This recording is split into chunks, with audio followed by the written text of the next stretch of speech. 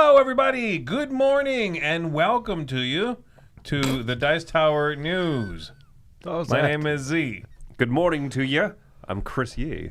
Good eye. I'm Joy. We're a worldly panel. We are. Reporting the news from all over the globe.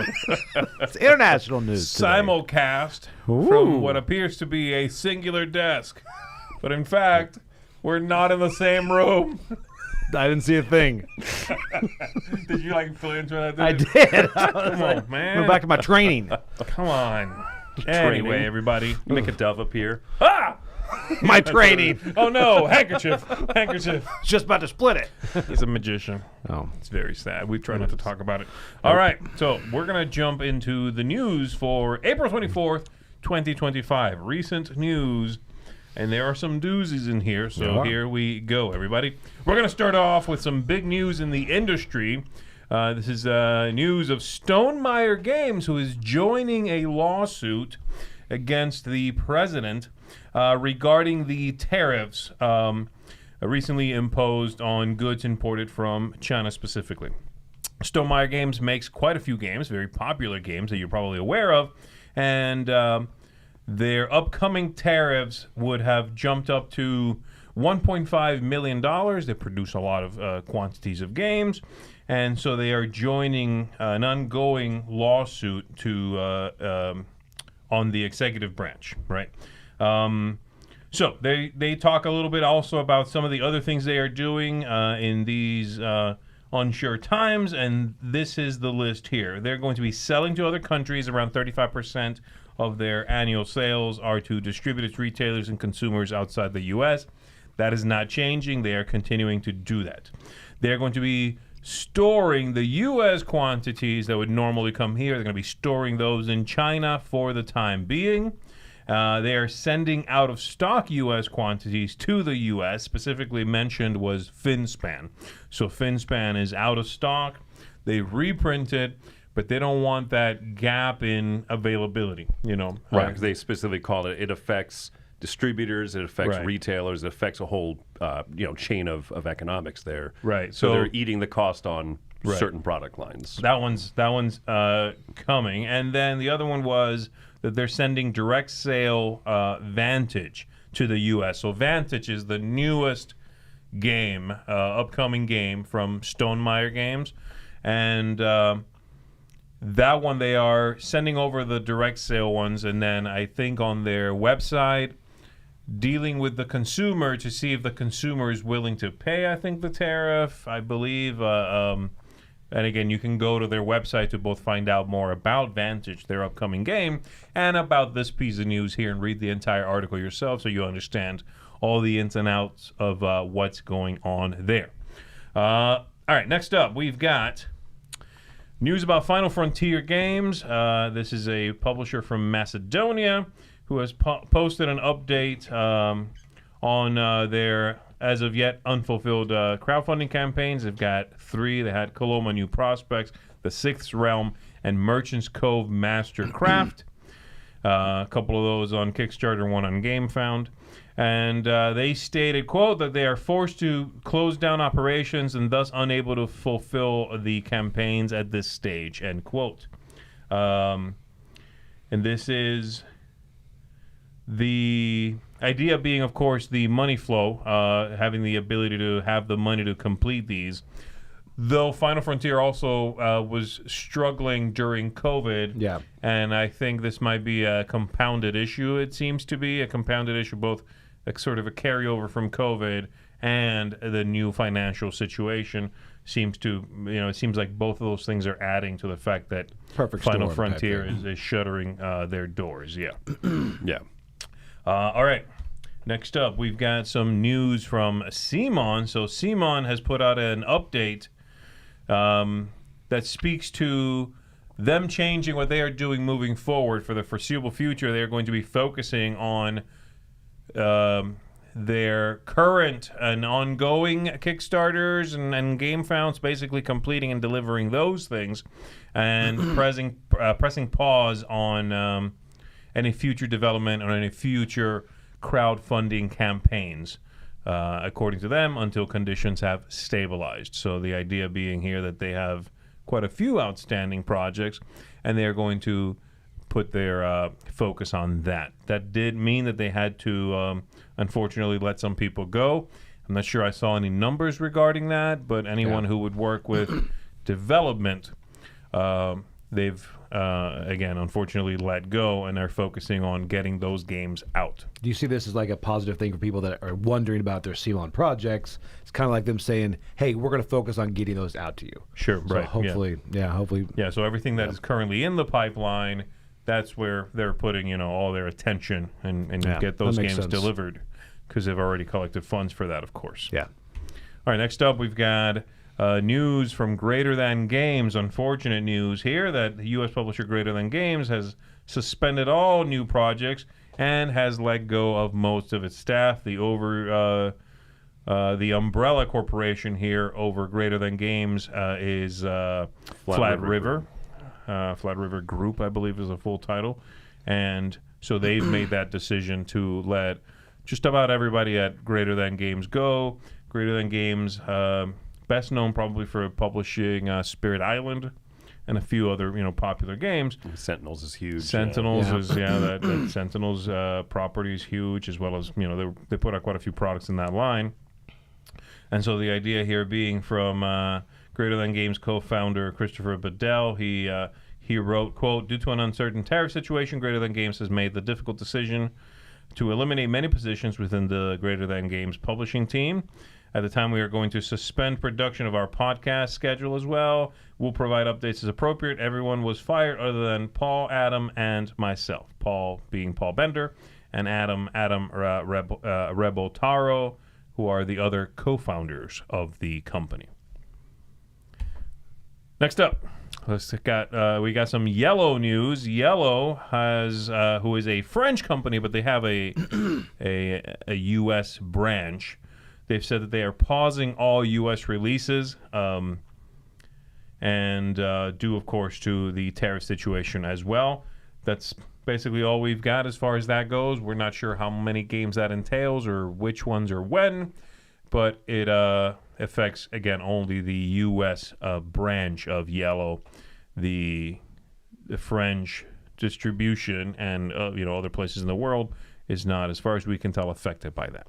Well, I think that the quote in here speaks to like almost all of Flat River Group, though, right? Oh, is that right? That when you look at in general, Flat River Group is very possibly going to suspend all of their all of the companies that they are under their umbrella. Yeah, this kind of goes hand in hand with the Greater Than Games news as well. Yeah. Yeah. And again, River Flat is a very, very big entity. It's up there with like Asmodee being one of the really big ones. Flat River Group has a lot of companies underneath it. And kind of just pressing pause on a lot of these games making it over to the U.S., I think is the idea. Okay, Pandasaurus.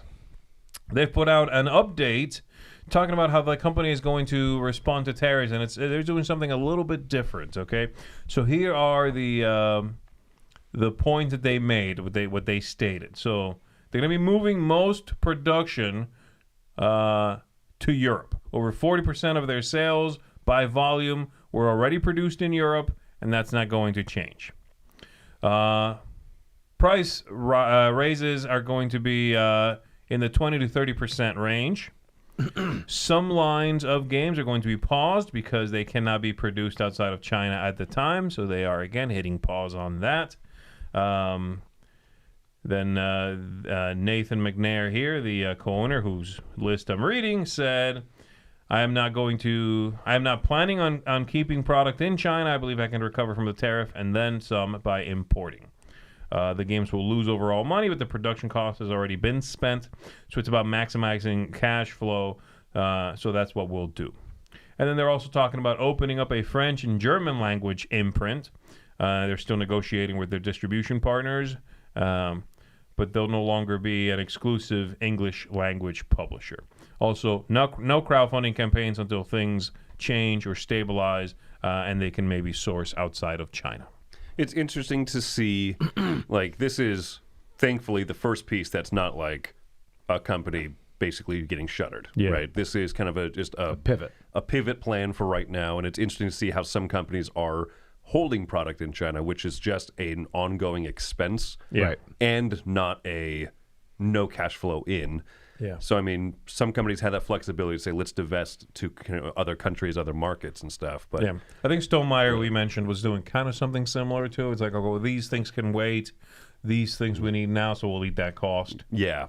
But I agree that Pandasaurus put out a list of the things they are working on and the things they intend to do. Yeah. We'll say buried in this is the fact they're opening French and German language of their games because that hasn't been around for a while. I know that was a big complaint. They're like, this only comes in English. So now, so that'll be interesting to see. Yeah. It's all costs. Still costs there. Yeah. All right. Set a Watch Digital was announced. So this is a digital version of Set a Watch. It's coming to Steam and iOS later this year. Akram, I say Akram. Is that right? Akram, the company who produces the video games or the games? I say Akram. Akram is what I say as Joey, well. what How do you say it? It's more fun to say Akram. Let's say Akram. Akram, We've decided okay. here, so let them know. So Akram is the studio behind the adaptation. They've adapted a lot of board games to app implementation, some of the best ones, in fact. And they've done Charterstone. They did Unmatched. I love that. They did Tokaido, Concordia. That's just a few of them. And so they are going to be doing Set a Watch here, and the game already is in a playable alpha state. Have you played Set a Watch, the board game? I have not played it, no. I haven't either. I want to. It's I like one the of artwork. the few games from Rock Manor that I haven't played, I've heard good things about it. So. Yeah, I bet it's good. And Akram does really solid. Like, they're usually very beautiful apps. They are they're not bare bones by any means, but they're also very playable. Yeah. Where it's not whooshy, overdone graphics just for the sake of it. Usually. All right. Let's get into some game news specifically here. Board game Wriggle Roulette is set for a May 2025 release. This is a push-your-luck game where players reach into a bag that's filled with little wooden eels, but maybe also little snakes, and they're in red and in black. That's how you tell the difference because the shapes are identical, and you're trying to grab as many eels as you can. It's going to be an oink game, as you can probably tell from the box and the components here. It is going to be at Game Market Spring 2025. And that is on May 17th and 18th. It'll be available for general sales starting May 23rd. In North America, sales will begin in the fall. So in Europe, it'll go on sale at Spiel in Germany, and you can get it there. That happens in October. It seems like a silly little game. It's like a party game. You reach into the bag, you grab as much as you want, you decide how much you want to push your luck, basically. It is a co-design by Bruno Feduti and Jun Sasaki, who works, I believe, pretty much with Oink. It might be even an owner of Oink, I'm not sure. Yeah. But they've already done some work together. Whale to Look. That one. And that was, that was a little bit of a hit. So which has a Dice Tower promo, by the way. Oh, there you go. See? I tell you, to deviate from this, I had a trick one time I thought would be really nice. A friend had a ball python, and I thought producing this would be really cool. Turning the silk into it in a bag, and then I pull this out. The reaction was terrible. I thought, there's a reason why those are not used.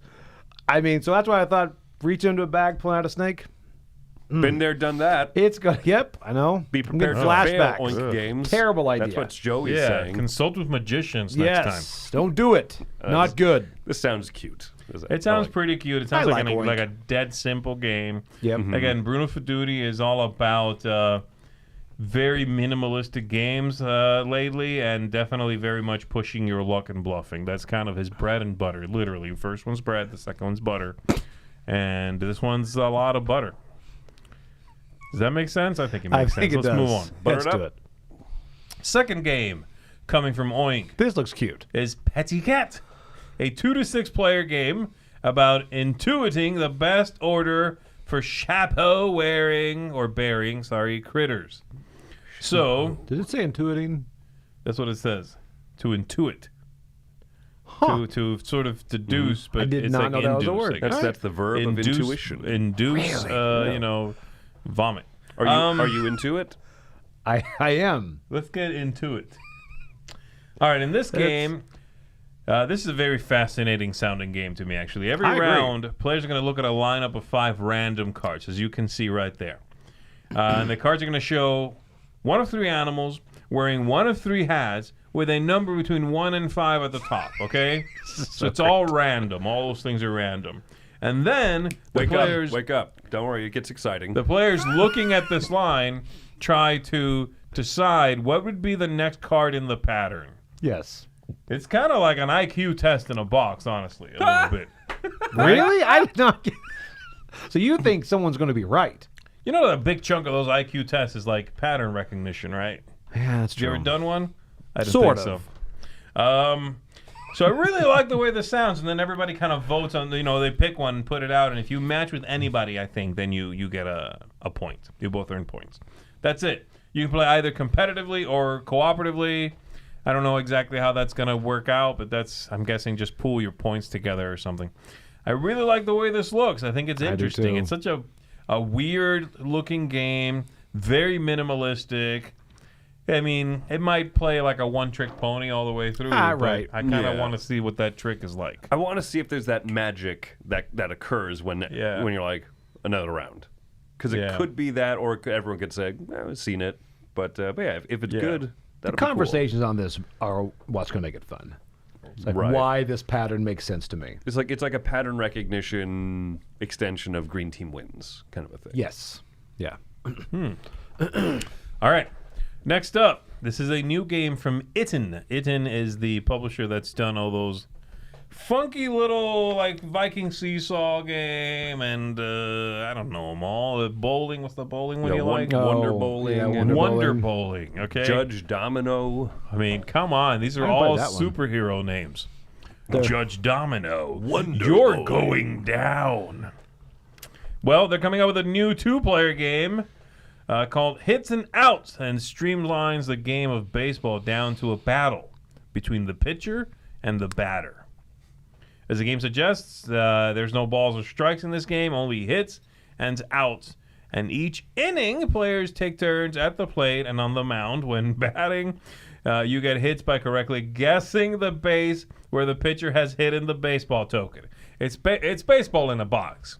I mean, that's exactly what it's like, you know? Mm-hmm. I remember when I was a kid playing baseball, I'd be up there, get ready and be like, it's under third base. And then I'd toss my bat and run like the wind. And they'd be like, was it under third base, though? And when I got there, I would check. Flip it over. And then I'd get ice cream. Mm-hmm. And that's all I remember from baseball. Orange slices. This sounds cute. This sounds cute. Very cute. I love, for some reason, the theme of baseball, like integrated like this, more than I like actual baseball. Just like in a cute small production like this, bottom of the ninth, those types of games. But this game is also 4 hours.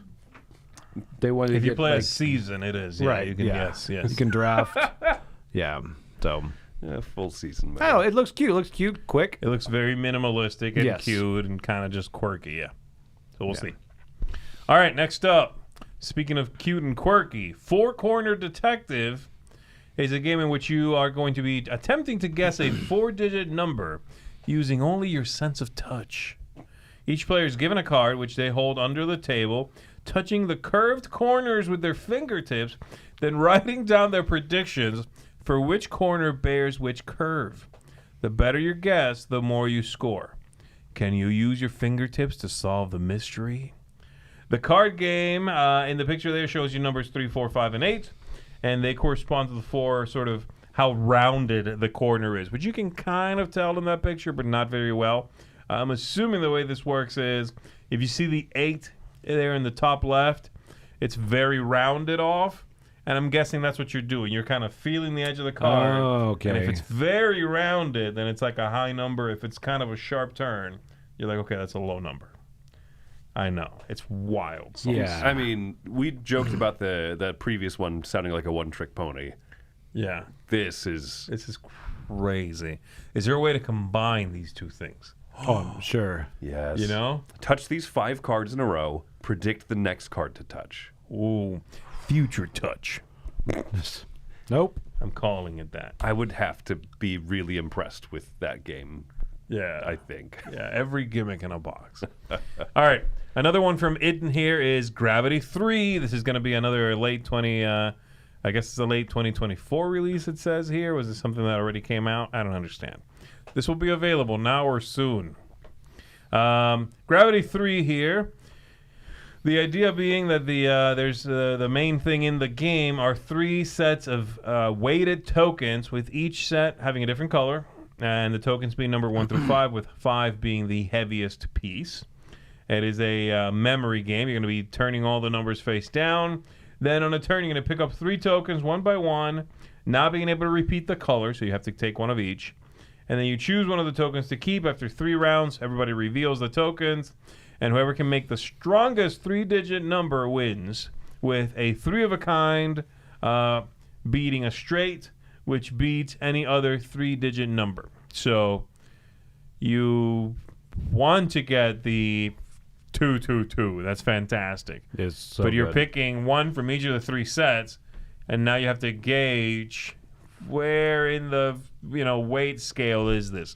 It sounds to me a little bit like a weight-based version of like Igloo Pop or something, which was a sound-based game in which you would like shake these little igloos and figure out how many glass beads were in there. I love it. It's so crazy. This is one I definitely want to play. Like this one, the description sounds just kooky enough that I'm like, yep, I'll try that. That's bizarre. I like that series of games. And it's 3 mini games, so that's one of them. The other one uses the seesaw technology, as seen before. Technology. That's The cantilever, I believe it's called. Oh, Snapple. And then the other one is, which is that one? Is it the bluffing game? No, the bluffing game is the one in which you take turns rolling a die and placing a token on your reserve that matches the weight you rolled. And then you take turns lifting the stack to see whether you think the player added the correct weight. You have to take the whole stack and be like, yeah, that was, you added 2 to the last time I picked up this stack. I don't know about that. No, that's impossible. That takes some fine both motor skills and intellect. I'm out. I agree. It's impossible. All right, next up. Oh, you do the teeter-totter. The teeter-totter, Joey got mentioned. Oh, well, fine. I like teeter-totter. The teeter-totter when you put on the teeter-totter, the technology no. there. He said the other word for teeter-totter. What did he say? Seesaw. Seesaw. Teeter-totter is more fun. We should always use teeter-totter. All right, moving on. All right. Chat, you vote. Yeah, which is more? Which one is more impressive to you and or feels better in your ear holes? Teeter-totter. Or seesaw. Okay. Say it again one time for me. Teeter-totter. Seesaw. Now you. Teeter-totter. Seesaw. I meant for you to keep your own. Yeah, that's okay. I don't know why I switched. Okay. Well, never mind. Super Pixel Tactics. Yeah, buddy. Super Pixel Tactics. From level 99. Coming out Q2 2025. This is something they plan to crowdfund. And it'll collect all 5 Pixel Tactics standalone games into a single package that will include new, previously limited, and exclusive cards, giving players hundreds of card options. Wow. For those not familiar with this 2-player fighting game, the idea is that each player has an identical deck of 25 cards. You're going to draft a leader. You are going to... the leader's abilities are going to affect sort of the strategy and the playability of every other card in the game. And then you take turns placing cards and attacking. Fun fact, we used to, many years ago, have promos for Pixel Tactics. Really? Which featured some of our faces. Faces? Our faces. Oh, that's fun. I think somewhere, someone has a Z Garcia Pixel Tactics promo card. Ooh. Rum and bones. Salute you. You played this then? I've played it, yeah. Have you? Yeah, it's good. I like it. It's one of my favorite level 99 games. I think they went away from the first one. Didn't they have the fold-out player mat Probably on the back of the rule sheet? That sounds like something that might have happened. Yeah. Now it's super technology, so I don't think that'll happen No. again. That was more buttons. Beyond that. Yeah. Yeah. L&R. That's the big That change was right there. game changing. They went to Right? shoulder buttons. I know. That was The insane. one I'm still having a hard time with is the ones behind the controller. I never use those. And then some of them have 2 sets. Yeah, that's The paddles, I guess they call them paddles. They're I'm gonna like, be- no, sir. They're gonna be too much. Yeah, what am I supposed to do? Eventually, I feel like they should add buttons to the bottom of the handles that I can press, like, on my knees. So like smash on the table? Yeah, or something. I can press it against, like, oh, no.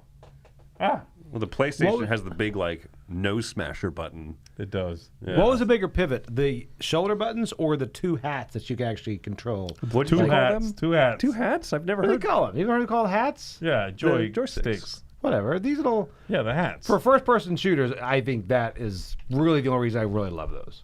Yeah. But, yeah, I don't know. I do remember a very, very vivid memory of going to a mall. Yeah. And they had a video game, like, you'd go in there and pay a few bucks and sit and play video games, right? Yeah. Best Buy's free, but go ahead. Yeah, it was like an arcade type thing, but it was like a LAN party type of deal. Really? Right? Yeah. Anyway, I remember going in there. It had an Xbox, the first original Xbox. I'm like, oh, my gosh. And I grabbed it, and I had Halo loaded up. And I started moving, and I just went, oh, and I pointed straight up, and I'm like, with the two sticks, I'm like, well, I guess I'm done playing video games now. Like, I guess I'm done. You know, like, this was it for me. It was so incredibly difficult to maneuver. I'm like, all right, it's for the kids now. I was like, I mean, in my, like, teens, you know what I mean? But, yeah, I remember that vividly. Now, though, 2 sticks, 3 sticks, give me all the hats. No. Sticks My first time Minecraft. Paddle sticks. Paddle joysticks. I remember being lost in Minecraft. I'm like, I can't make my way home anymore. And I'd turn it back off and hope it takes me back. But I'm like, I don't know where I am. Just buy a new copy of Minecraft. This will fix it. I like that every time. It's like, oh. All right, next up. We've got some news, quite a bit of news here from Bitewing and several games that they're going to be launching in their travel line in 2025 here. So this crowdfunding campaign is happening late April, and I guess that's not a lot of time. Is this live already? I don't know. I think it is, yeah. Okay, so it's live now, and it's going to have a few games. So one of them is Gingham there that you see on the screen from Robert Hovakinian. Nailed it, actually. Booyaka. Oh. This is a race game with ants that have found an abandoned picnic blanket that is filled with sweets. But there aren't enough for every colony. So it's going to be a game of a connection game. It says it is a tricky game of confection connection. It is a game inspired by trick taking, but it doesn't have any cards. So it's a positional game of inspired by trick taking, with players positioning their queens around the blanket, deploying their ants, connecting sweets, and claiming the stockpiles that they create. Sounds weird. I wouldn't say there's much. I mean, I got to see an early copy of this at Dice Tower West. Does that description make sense? The trick taking part, no. It's more like King Domino. You lay things out from the side, and then like the closer you are to the starting corner, the earlier you go next round, but you have fewer options. If you go further back, you have more options of where to place on the blanket. That's so weird. Yeah, I mean, the idea of these games is that they are going to be punchy, quick, but very portable as well. The second one is Gazebo here, which is from Reiner Knizia, and it's a new edition of Quinn, I guess? Chin is what people... Chin? Yeah. Okay. Like Chi, right? Okay, that makes sense. Yeah, QI would be Chi, so Chin. Chinny Chin Chin. This was originally Chin, published by Egger Spiele, and so they are bringing it back with a new theme here, a new look in this portable sort of travel line. With the I guess Knizia himself saying that he's reworked it a little bit, and he calls it one of his top 10 designs ever. That's Knizia who said that? Wow. Mm-hmm. Oh, my. But it was Brad Knizia. It wasn't... Ooh. Right. Yeah. It wasn't Riyadh. My brother Knizia.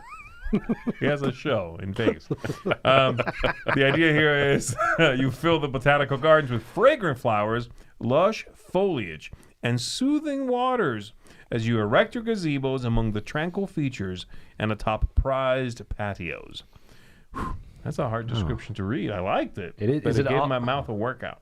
Is it all peaceful? Are they all peaceful? Or I think so, yeah. None of the No. waters are angry, yeah. Well, the gazebos, though, are very They're ditchy. not You ever try to peaceful. fight against a gazebo, Joey? You don't know I where to have. come at it from. there's no way. There's You know? no way to get in it. There's actually this a little Easter egg if you zoom in on the cover, just as go ahead and do that later some other time. Okay. Small Easter egg. Now. All right, so players are going to take turns placing these sort of dominoes on a shared map. You establish nooks. Nooks are basically 2 or more contiguous terrain spaces of the same type. And when you create that, then you get to place one of your gazebos on there, and you're connecting nook to a patio. Then you can claim the patio, and so on. So, again, very abstracted game. Yeah. But a really cool look to this new implementation really of Chip. good. So those 2 are coming. And then there's also Bombastic. So Bombastic here is going to be, let me see. So they're saying that Trailblazers Travel Edition, first of all, which is a game that came out some time ago from Ryan Courtney and Bitewing, that's becoming unofficially the number 0 in the Bitewing travel line, because they had a small version of that, including, and that and a bigger version. And they weren't planning at that time to make a travel line. Yeah, so. it came in a little box like this with the carabiner. It was really cute. And you can just, again, hook it onto your backpack and go. Well, that's now becoming the start of a line that didn't have a name yet. Mm-hmm. And this is a new one in that line, Bombastic here. Also by Robert Hovakimian. And it is going to be a spicy 5-minute travel-friendly game for 2 players. One player is the X's, the other one is the O's. 9 chunky tiles. Chunky! They're going to be shuffled and placed face down in a 3x3 grid. And the last one, there's 4 O's, 4 X's, and the last one is the bomb. And the idea is, can you try to find your tiles without blowing up? I mean, come on. Yeah. It's good. That's quick. That's quick. Spicy, I believe is the word they said. Spicy. It's cute. It's one of those that will play on like a tray table on an airplane or something. Yeah, I don't think you should take a game called Bombastic on a plane. That's well, my only... It was not called Bombastic Whoops, when I played it. Call the captain. Yeah, that is a good point. It's like, ooh. But yeah, I mean, like the ironic thing about Trailblazers, the travel edition, was it's a great game to like carry with you, but you have to have a large flat surface to play on. It spreads out. It really spreads out. Yeah, so it's not like, oh yeah, like on our hiking trip, we'll just sit on the ground and like play. Like this one, you can do more travelable. Yeah, you can take this to the have beach. Have an espresso, play Trailblazers. Yeah. So there you go. All right, next up, we've got Machikoro Life, and this is Pandasaurus has teased an English language version of this new sort of version of Machikoro from the same designer, which originally came out in 2023 from the original publisher Grounding, okay? And so Pandasaurus is now putting out an English language edition of that. It is a game for 2 to 5 players. The newest title, like I said, in the Machikoro series, and instead of building up cities, players are going to use engine building to collect hearts. Aww. Oh, that's adorable. Anatomically correct human hearts. Oh, I like that. Which represent different aspects of life, such as hobbies or jobs, in an effort to ultimately exchange these hearts for dream points depicted on another kind of card in the display. Like so a you collect hearts, and you trade in hearts for dreams. And then you take dreams, okay? Mm-hmm. And then you buy points with those dreams, okay? Once you get enough points, you can trade that in for Pokemons. Mm-hmm. I like it. And if you collect the correct color of Pokemons, then you're let into the club. Oh, is that heaven? Once you're in the club. You can then trade in 5 Shroot dollars for... Wow. Anyway, this sounds very cute. It reminds me a little bit of like that CV game and the CV-lizations. Yeah. They were they did sort of similar things where you're like doing just sort of, you're doing these like, the game of life, but in a different sort of delivery method. Like a real little bit. Yeah. Pocket full of dreams and another pocket full of shells. In this one, the core mechanisms are going to be the same as in Machikoro. You roll 1 or 2 dice, and you activate blue, red, or purple cards, and so that all is going to remain essentially the same. It's the rest of the game that's going to change around that. I'm excited to see what that looks like. All right, we've got another follow-up. In Q4 2025, Bezier Games is going to release Zombie Princess. This is a riff on the game of spades, much like Rebel Princess was a riff on hearts. And so Bezier Games acquired the rights to publish Rebel Princess. They put that out in a lovely edition from what I understand. Really good. And now they're doing a follow-up to that, Zombie Princess. I'm honestly surprised it's not Werewolf Princess, but they must be holding that back for a special I'm all release. for it, yeah. That's- Thank goodness. The moving past. I liked Rebel Princess a lot. I never played Hearts, so I don't know. I figured Spades is the same as Hearts with the different cards, but apparently that's not true. Same cards, They use different the game. same deck of cards. Right. But I mean, like different. I guess you just go for a Spade. I don't know. Wrong on both. Again. Nicely done. I played neither. It was just poker in my house. That's not true. Rook. Rook. Yeah, Rook, that's it. I do gotta So- say, I love. Well, isn't Rook kind of like one of these? What's it like? Hearts or Spades? What is Rook like? Have you played Rook? Are you It was like 8 last time I played Rook. Oh, okay. I Wow, forget you're if advanced trying for to 8. win them or if you're trying to avoid them in Rook. Camilla hates Rook. This just in. So go at email Okay. at camilla@dicetower.com. that pea shooter, Yeah. the Princess guy, that made me laugh for about That's 2 minutes fantastic. straight. Really? Yeah, I thought that was adorable. Huh. Pea shooter. You did not like that pea shooter. Ha. All right, there you go. So Zombie Princess coming out using, of course, the same artist. Ted which I Alspach, really, the designer on this, I realize. yeah, and Ted Alspach has designed this one. All right. Now, one of the coolest covers I've That's seen in a nice. long time, especially when you consider the original cover. Yeah. Meltwater is getting a new edition. It originally came out from Holland Spiele in 2018, left that catalog in 2021, and now is coming back with this new cover here. The idea being, they posted the image in March. So the idea here is it's a 2-player game, and the overview is as follows. Restraint? Why are you so concerned with saving their lives? The whole idea is to kill these people. At the end of the war, there are 2... What am I reading? Good stuff. I don't understand what I'm reading. Okay. That was 19XX, the unthinkable Oh, happens. no. The world is scoured clean in nuclear fire. Okay, here we go. I thought that was Is it- good. The wait, oceans is are this a train game? the ocean. I thought the same thing. 19XX, yeah. The oceans are poisoned for generations to come. One last patch of habitable land remains, Antarctica. Where is it? Ooh. I don't think I've ever seen that, by the way. Any post-apocalyptic thing where they're like, Antarctica is kind of it. Battle Have you of guys the seen Penguins. that? I don't think No. I've seen that. And so what remains of humanity is fighting for that. You're going to be controlling space on that land mass, but the land mass itself is shrinking because it's melting.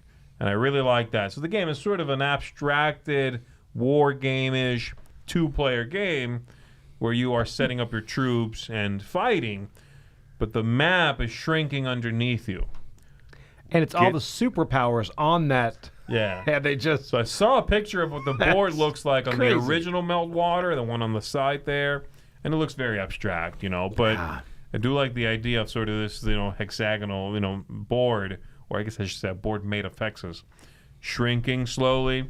I'm very excited to see what it looks like in this new edition from Capstone. That's Yeah. interesting. Just keep it bloody and Yeah, I think it's- bloody and mean all the way through the end. That's Yeah, Okay. I think that's the idea here. And I really, really do like that cover. That cover is amazing. I find it Yeah, to I be really, really agree. cool looking. So there we go. In the end, there can only be submission or annihilation and whatever world is left. That's what it says right there. All right, next up, Aquaria. Coming out from Delicious Games. So This game, I love this cover. Aquaria here is you like that cover? Hallelujah. That guy's about to pour Chinese takeout in there, and the cat He is, just isn't looking he? at Oh, it. the little girl's holding a rubber ducky. There's so much to unpack. There's a lot going on there, yeah. So this is a 1 to 4 player game. In Aquaria, players are going to represent keen members of an aquarist society. I didn't know that was a word. I didn't either. Who are each determined to have the best aquarium in the club. Each player looks at their own aquarium, which is home to various types of fish and aquatic plants. Throughout the game, players will buy new fish, they'll feed them, they'll keep their aquaria in tip-top condition. Players will also show how they have progressed in their aquarist studies. We need to stop doing variations on aquarium. They will show the progress in their aquarist studies by how far they have moved on the encyclopedia tracks. Oh, Whoever has the most points at the ends game wins an actual aquarium. new track. No, is it into just the wins game. the game. I'm sorry. I was talking with someone about what we do professionally, right? Yeah. Like, board games, YouTube channel, conventions and stuff. He goes, wow, that convention sounds really fun. It's like, my dad's really into aquariums, so I thought I'd surprise him by taking him to like an aquarium convention. It was the most boring thing he's ever done in his life. Really? Because it was just like, this is the type of filter I use, and he's like, yeah, I was hoping to walk in and you just see like rows and rows of aquariums, like the way that we get to go to a board game convention. We're like, this is amazing. He's like, no, it's just boxes of gear sitting on tables. Oh, that's so disheartening. It is. The aquariums are one thing that you see, you're like, I want one, until you realize what goes into it. Yeah. You know? Maintaining an aquarium is intense. I don't know. It depends. You really have to consider if that's worth it or not. Yeah, like all that's the the work thing. that goes into it. Kind of like maintaining a pool, actually. It is many exactly ways. Pool like has that. to sustain Yes. life. Yeah. Right. Usually they do if you don't maintain them. That's the problem. That's the difference. Yeah. The fact that this is designed... So I like delicious games, right? I like them in general. They tend to make these good, heavy Euros and stuff. But the fact that this is designed by Tomasz Holek, who did 3 huge Essen releases last year, SETI, Galileo, and Tea Garden. Like, he already has a 4th now. I know. in the This works. guy must have been banking them. I don't know. Yeah. Right. What a good way to make a splash. Yeah. Just hurt. That's Aquarist comedy. All right, next up, Assassin's Creed Animus. Buddy. So this is a new game announcement from UK-based tabletop studio Mantic Games, working with Ubisoft, of course, announcing a partnership to put out this Assassin's Creed Animus, a new board game that will allow players to experience the universe on tabletop like never before. Ever. Never. This Nope. is brand new stuff. This is going to crowdfund later in 2025, and it is a game that is expected to be competitive and have a compelling a story that spans across many popular eras of the legendary franchise. If you don't know Assassin's Creed, they sort of time jump around. What's the best quite a bit. era? I like the Egyptian stuff the best. I haven't done that one. I thought like Black Flag. Black Flag is good. Yeah, the pirate one was very, very good. I'm very excited for the new one, actually, set that in Japan, in sort of That'll be a feudal good Japan. one. That's a good one. Yeah, Assassin's Revolutionary Creed War. Shadows. Yeah. Hmm? Be cool if they did one Revolutionary set War, in like- like Detroit. I know. 1980s Detroit. He gets killed every time. You know, he's just sneaking just- through factories, stabbing Ford workers. Wow. I'm just saying. Branch out a little bit. Sponsored by Chevy. Yeah. You drive around the town and every billboard is a Chevy billboard. All right, so they're going to be announcing more news about this later in the year. That looks the good. pre-campaign is now live on Kickstarter, so you can go check that out. Assassin's Creed Animus. Yeah. And then in the last piece of news for the day, It's a big one. we've got Star Wars Battle of Hoth. Coming from Days of Wonder. Days of Wonder just started teasing this recently, and this is basically a Star Wars-themed version of Memoir 44 They need to from learn- Richard Bork. They need to learn how to tease better, by the way. They're tease. They put a tease out, which was like a picture of part of the board. People were like, Star Wars, and it looks like Hoth. And it looks like Memoir 44. It was like, I mean, instantly. It was, I No, mean- it was very, very quickly like puzzled out. yeah. I'm sure they were being cheeky about it being a tease. It was kind of a soft announcement. Anyway, this is going to be a 2 to 4 player game from Richard Borg, working now with Adrian Martineau, who has worked at Days of Wonder since 2008 and is currently the company's game line manager. So they're working together on this new edition of that system. Battle of Hoth is a game of heroic and fast-paced battles of miniatures that's set on the ice planet Hoth and reenacts one of the most famous scenes in Star Wars: The Empire Strikes Back. It's going to use the popular Commands and Colors game system, Memoir 44, Commands and Colors Tactics, or whatever they're called. There's quite a few of them. And players are going to be choosing command cards and activating units. Then you decide how they move and how they attack. General idea here, which you can see from the board there, I assume is the same. You have sort of 3 channels on the board, and you will play cards, activate this many units on the right, your right from your point of view. You'll move them, you roll dice to attack, as you see there, activate one unit in each section. So you move one, and then you roll an attack. So that's the idea. If you like Memoir 44 or just Commands and Colors, and you're a fan of Star Wars, this is sort of a no-brainer, really. Yeah, it looks good. Yeah. I mean, I've not played any of them. I've not played any Command and Color system, but Really? this is I'm going to. Yeah. You know what I mean? There's no way I'm not going to play this. At this point, you wait and you play this one, right? Yeah, why not? So they do say for a deeper gaming experience, you have the option to add a leader card or leader cards, and it'll support 6 iconic Star Wars characters. And you can also try the 2 multi-scenario campaigns where a success or failure sort of affects the next one. So they've added some, That's new cool. stuff in there. Inject some of that theme, of course, from Star Wars, and then the little mini campaigns. Operation Overlord has always been like I want to play it eventually. Is that like a bunch of people versus a whole bunch of people? It's like on my bucket list to try, Yeah, that's a big... That's the thing. Yeah, It's a con thing. Yeah, Wait, right. did you play... No. There was a retreat where Roy ran one of those games. Weren't you in... that was like a battle lore. No. Battle Lore, yes. I Battle did that Lore. one. I didn't do Memoir. Yeah, you Okay. can do it in either one, and it's one person being like the main Okay, boss so of it's the similar to side. that. They hand cards to the people running the lanes. It's this whole thing. Okay, so I There's did the quite a Battle few Lore players. version. Okay, so I've played an odd Yeah. version, sort of. I never Yeah. played just like a one-on-one of this system. So Yeah. I'm sure if those rules are not included in this, people will figure out a way to They include really them. will.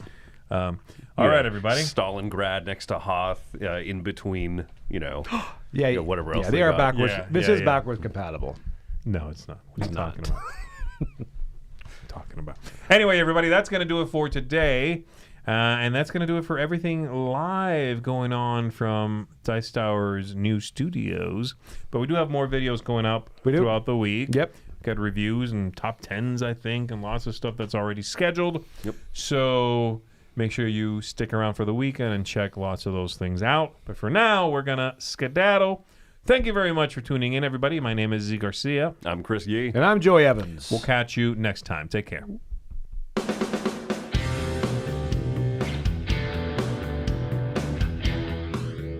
Hey folks, thanks for joining us for that video. If you haven't yet, like the video, subscribe to the channel, and hey, make sure you check out what's happening where I'll cover an app on an iOS or a Switch device, and you can check it out along with me. Thanks very much. You've been watching The Dice Tower.